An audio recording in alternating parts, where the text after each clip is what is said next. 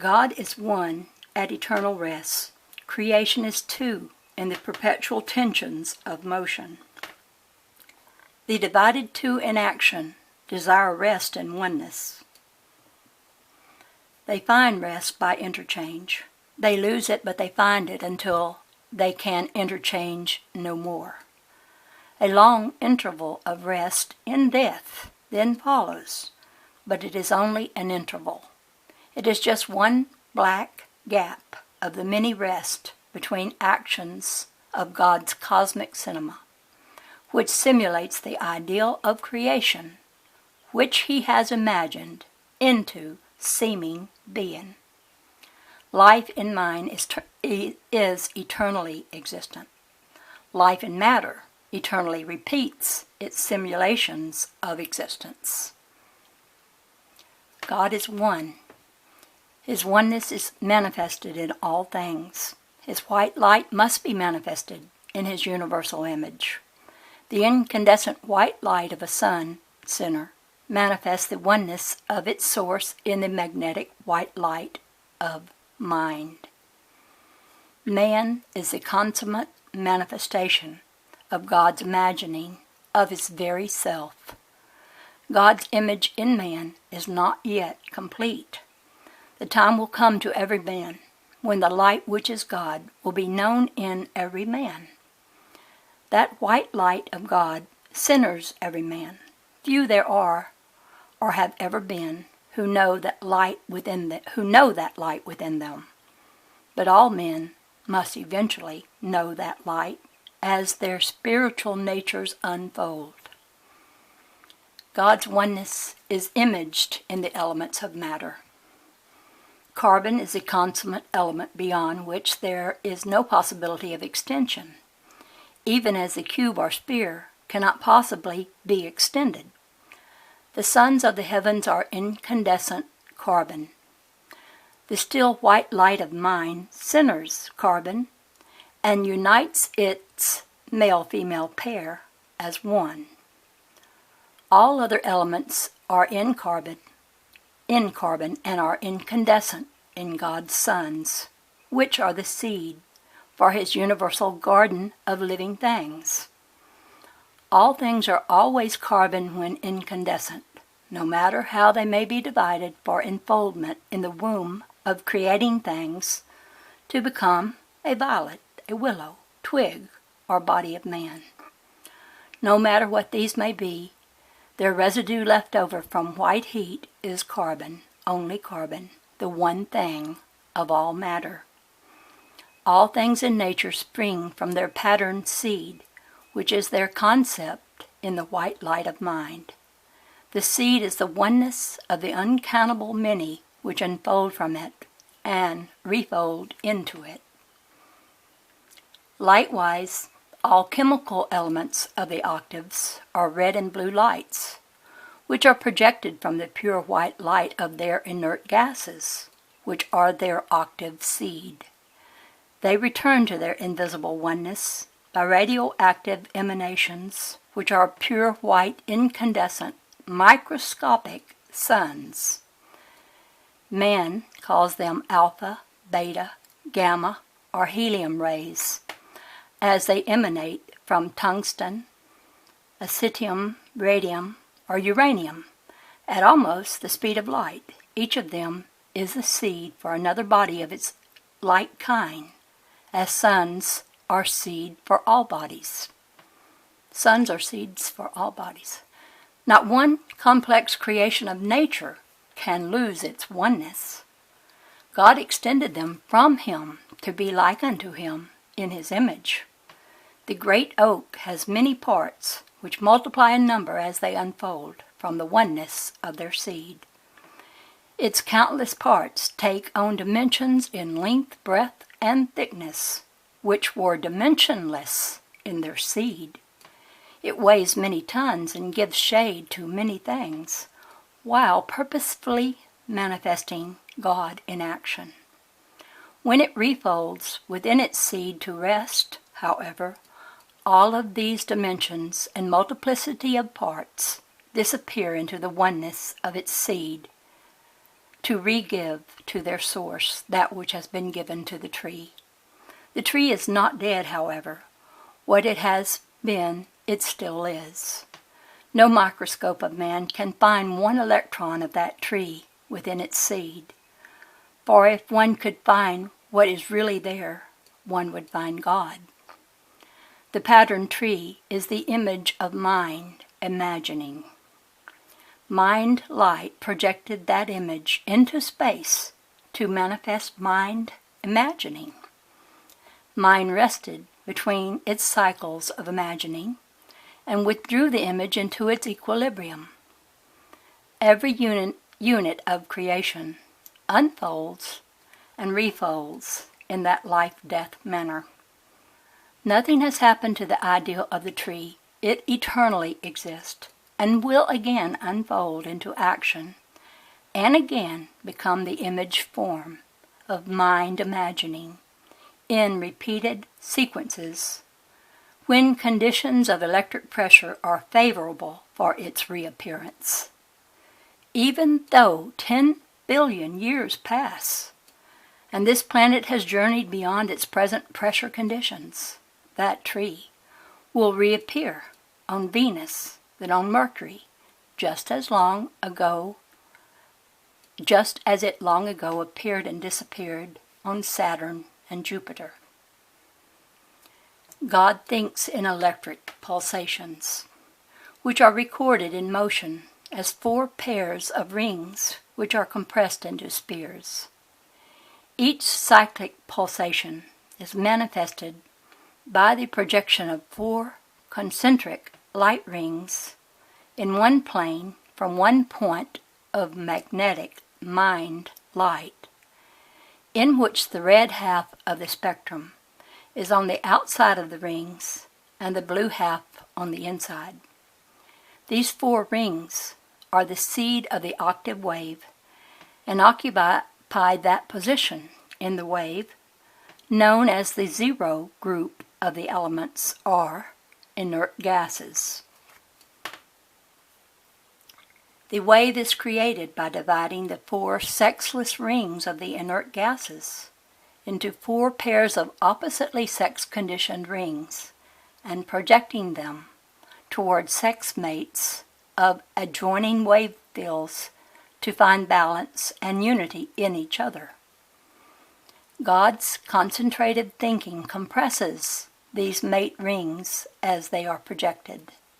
This is the genero-active uphill flow of energy principle which multiplies power and speed in the inverse ratio of the cube, as they are thus centrifetally projected until the red and blue pair of cyclonic vortices, thus resulting, collide at wave amplitudes midway between the 2 zero cathoids from which they were projected.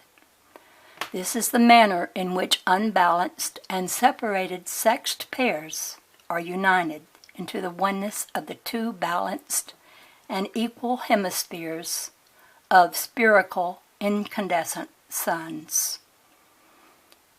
Within the 4 zero rings of the wave is the cathoid mother womb of space, which is seeking the outside to fulfill her office of borning the seed of the Father. To aid this process, the 4 pairs of projecting rings gradually close up their centering holes as the rings are compressed from their cone bases toward their apices, where the collision of sex mating completes the closing in the incandescent sphere thus formed. The wave shaft itself is the still God light of mind, which is likened to the still eye of the cyclone at the polarized end of the cyclone shaft.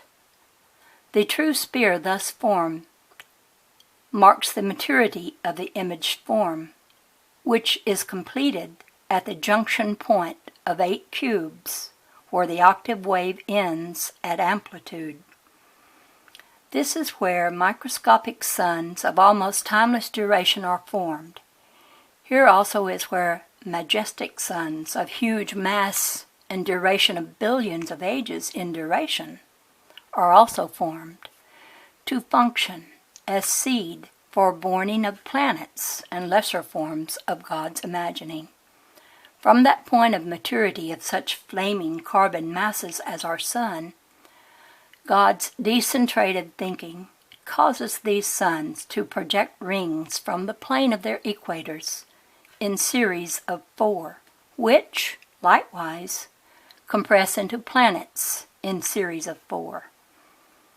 These likewise forever project rings in series of 4 until all that God gave in light rings of His electric pulsings are re-given to the 4 of their zero group as refolded records of that which has been unfolded.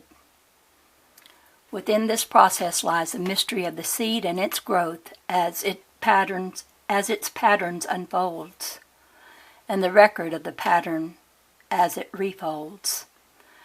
And as suns throw off rings, they oblate in light ratio, and the holes come again as one can see in the Dumbbell Nebula, which was once a mighty sun, or in thousands of other ring formations throughout our heavens. God projects His thought-recording rings from the cathoid zero in pairs along the wave shaft in planes of 90 degrees from it. Likewise, He matures His thought-imaged forms so that its equator is in a plane which is 90 degrees from the wave axis. This is how matter is born. Here's another chart. Red, orange, yellow, green, blue. And on the side with the man it's red, violet. On the side with the woman it is blue, violet. And here shows what look like springs, red and blue. And I think if someone understood this very much better than I do, that's for sure, they could create energy, free energy, which our world is badly in need of. But we have to realize something about ourselves first. Knowing is a power. I do believe knowing is a power. Nature creates sex-conditioned bodies by polarizing an equilibrium condition. Nature destroys bodies by depolarizing them. Nature repeats bodies through interchange between their opposite conditions. All bodies are eternally repeated. This is the Dumbbell Nebula, illustrating the death principle in all matter. Spheres are created by compressing rings to form them. Spheres are then disintegrated by projecting rings from them until a black hole surrounds their axis of rotation, and they gradually expand until they eventually disappear into their cathoids. Black hole. I'm going to interject something here. There's people in the scientific community, and they know a whole lot more than I do about this, I'm sure. But some of them argue with others of them that there are no such things as black holes. And here it is, talking about the black hole. I think our eyes are 2 black holes, the pupil of our eyes. Okay, enough of my interjection. They began only when centrifugal force has multiplied sufficiently to throw off spiral arms and rings from equators of matured suns. Until that time, all forming elements are centered by the gradually lessening cathoid holes of the mother womb, until the invisible patterned seed of the inert gas becomes the visible patterned body form of the seed image. During this entire cycle, the still magnetic light of the centering cathoid is projecting rings outwardly from it in pairs around a wave shaft, to manifest the love principle of giving, while the compressed bodies thus formed are exploding outwardly, lightwise, to manifest the principle of re-giving. The result may better be pictured by the tornado, which every action in nature emulates. All electric motion in the octave wave turns spirally around centering still magnetic shafts, just as cyclones do. All electrical compression begins by violent expansion to create a condition which borns its opposite, as all opposites in nature do. This effect is the answer to the electrical engineer's question, which asks why his electric current is only at the surface of his wires and cables, and not all through them, except at the points where loops of force count his impulse frequencies for him. If it were possible for him to slice an electrical current into sections, he would find that each section would be a ring whirling around a still center, except at points where collisions occur between the two lights of the spectrum, which are so forcibly projected from cathode zeros. And now here is another of his drawings of the different planets in space and galaxies, I guess. This one looks like the, I forget the name of it, the negative positive. All matter from microscopic cells to majestic suns unwind spirally and centrifugally by ejecting rings from the planes of their equators. He shows the Ring Nebula in Lyra, and then Saturn, the Owl Nebula, and I can't read, Sextantis, Pegasus, I can't pronounce those names. The centering shaft around which suns rotate again compresses another sun into its vortex to repeat the process until its mass disappears as rings. Lyra and Hydra Nebula are good examples in the stellar system, and Saturn will exemplify how planets in our solar system disappear into their zero. Thus it is that gravity is seemingly created to control the compressive force of nature and the re-giving reaction of the creation of an expansive force. Expansion is the result of mind desire to give by its outward explosive effect from its zero cathode. The re-giving of compressed energy, likewise, is an outward explosive effect. As electric compression ceases, and the result of that effect is to born its opposite and leave great black holes within compressed masses as they return to the zero of their magnetic stillness. Thus it is that God's law of love is manifested in every action-reaction of nature.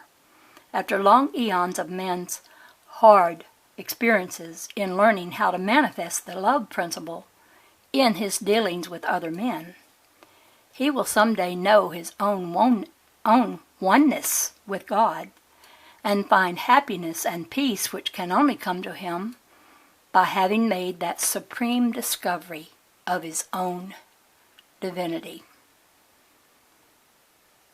And I will read the conclusion of that in the next session.